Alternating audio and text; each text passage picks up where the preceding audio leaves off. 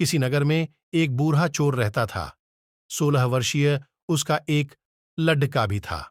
चोर जब ज्यादा बूढ़ा हो गया तो अपने बेटे को चोरी की विद्या सिखाने लगा।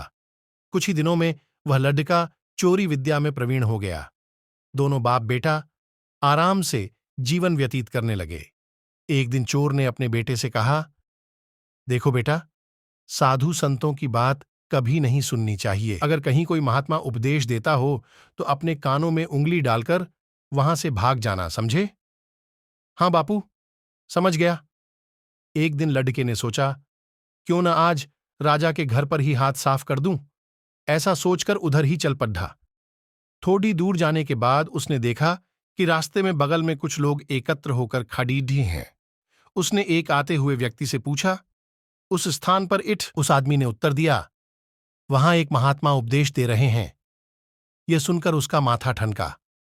इसका उपदेश नहीं सुनूंगा। ऐसा सोचकर अपने कानों में उंगली डालकर वह वहां से भाग निकला।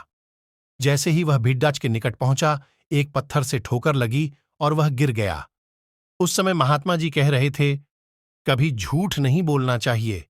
जिसका नमक खाएं उसका कभी बुरा नहीं सोचना। वो बातें उसके कान में पड़ ढीं। वह झटपट उठा और कान बंद कर राजा के महल की ओर चल दिया।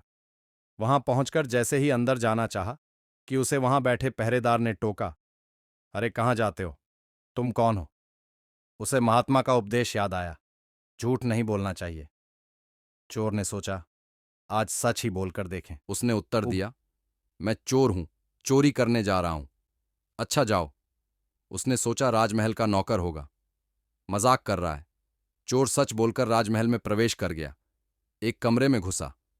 वहां ढेर सारा पैसा तथा जेवर देख उसका मन खुशी से भर गया। एक थैले में सब धन भर लिया और दूसरे कमरे में घुसा। वहां रसोई घर था। अनेक प्रकार का भोजन वहां रखा था। वह खाना खाने लगा।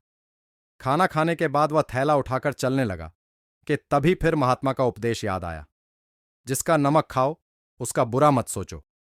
उसने अपने मन में कहा, खाना खाया उसमें नमक भी था, इसका बुरा नहीं सोचना चाहिए। इतना सोचकर थैला वहीं रख वह वापस चल पड़ा। पहरेदार ने फिर पूछा, क्या हुआ, चोरी क्यों नहीं की?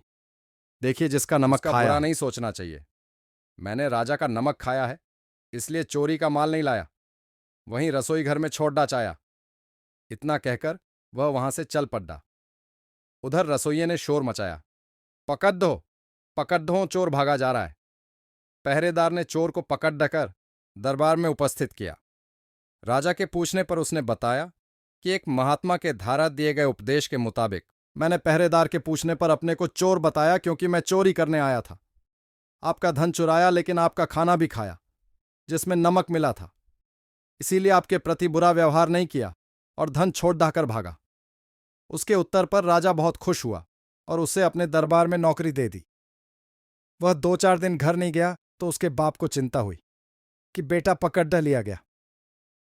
तो बाप अचंभित रह गया अपने बेटे को अच्छे वस्त्रों में देखकर। लड्डचका बोला, बापूजी, आप तो कहते थे कि किसी साधु संत की बात मत सुनो, लेकिन मैंने एक महात्मा की बात सुनी और उसी के मुताबिक काम किया, तो देखिए सच्चाई का फल। मुझे राजमहल में अच्छी नौकरी मिल गई। बयान कहानी से एक अच्छी शिक्षा मिली तो कृपा कर चैनल को सब्सक्राइब कर दो और वीडियो पर लाइक, कमेंट, शेयर भी कर दो। धन्यवाद। आपका दिन शुभ हो। मिलते हैं ऐसी एक और नई शिक्षा वाली कहानी लेकर।